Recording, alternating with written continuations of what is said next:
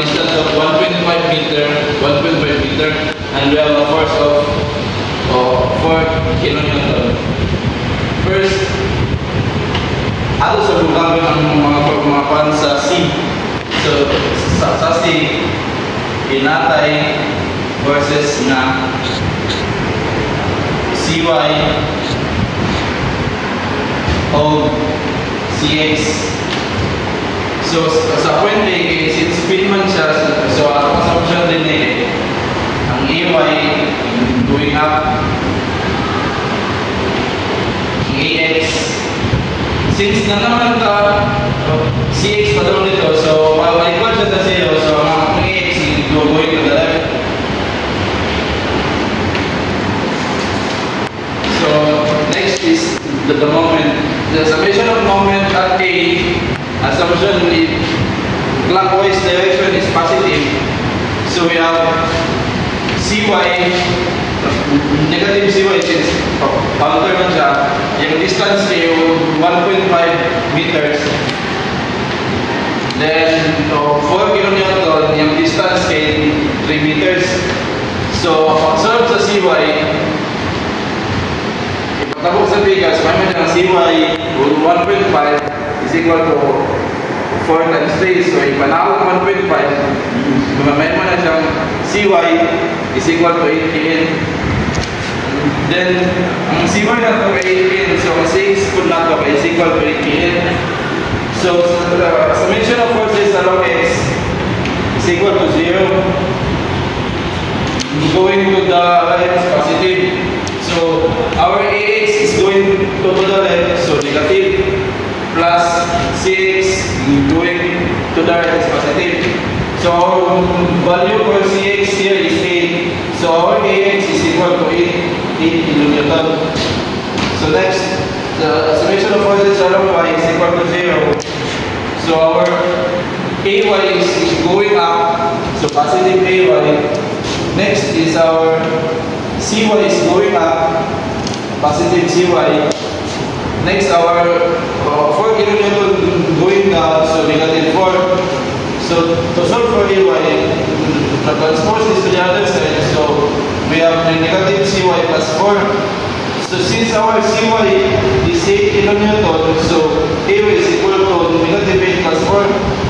So, negative 8 plus 4, we have negative 4. So, since nag-negative man ang answer, ang atong assumption cancel sa AY is opposite. So, AY na ito kagad ay 4 kN pero going down at assumption ka. So, diri dapat going down siya.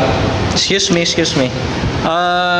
Nakoy pautan ang anong ang sa moment ba anong duha na cancer CY o CX? Kaya magkuhan mo siya kaya since same man sila upan ganing ang theta din is equal to tan 1.5 over 1.5 is equal to 45 degree. So kung unsa yung makuha din sa CY mo pag yung makuha sa CX. Okay. Thank you.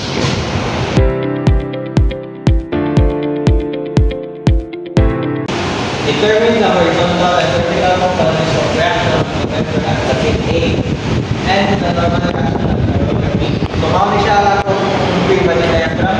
So, ito makita is natay pin A diri and then natay force din yung 750 newtons pang-post. Then, between anak nila, na siya i-distance natin pin. Di ka din sa 350, I think there is an end sa figure. Na siya i-350 yapon. Kanya, di ka din sa end, kaya kung din sa roller D, na siya distance na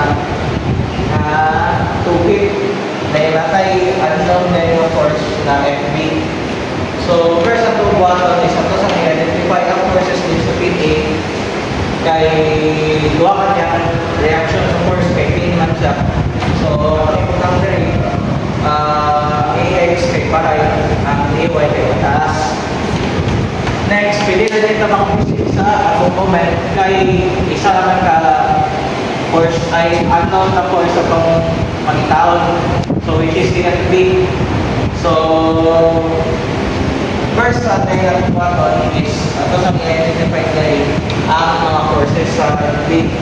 So since niya opposite man siya ang boundary ay nagpapahal sa y-axis. So itong importante sa x-axis is FB sine 30. Then atong y-line is FB cos 30. So pwede na makaproceed. So FB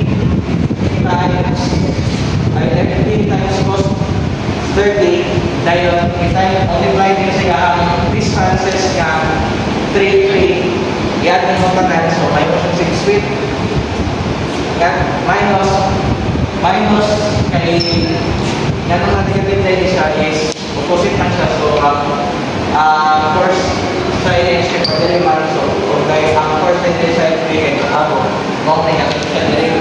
So negative minus FB sine 30 dahil niya ang distance which is kani siya.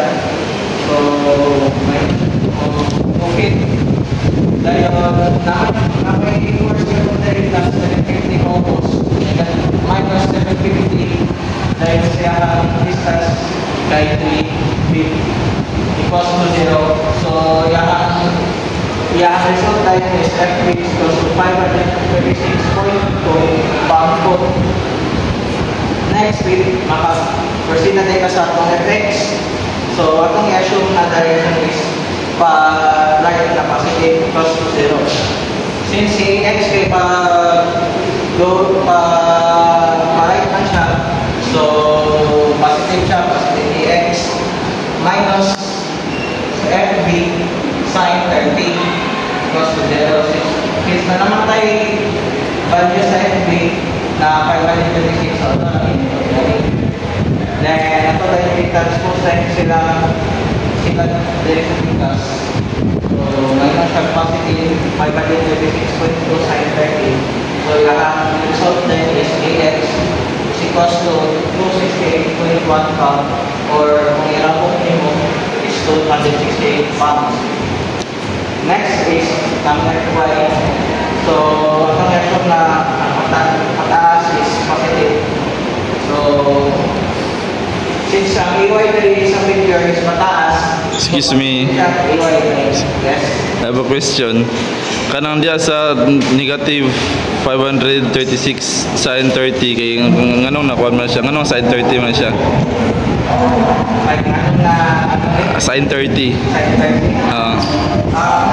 Since hindi na ito kayo ano ba niya kayo opposite pa siya sa angkol. So perpendicular ay ang angkol dahil kayo nakatulog din sa y-axis. Kumakas siya na yung FB sine 30.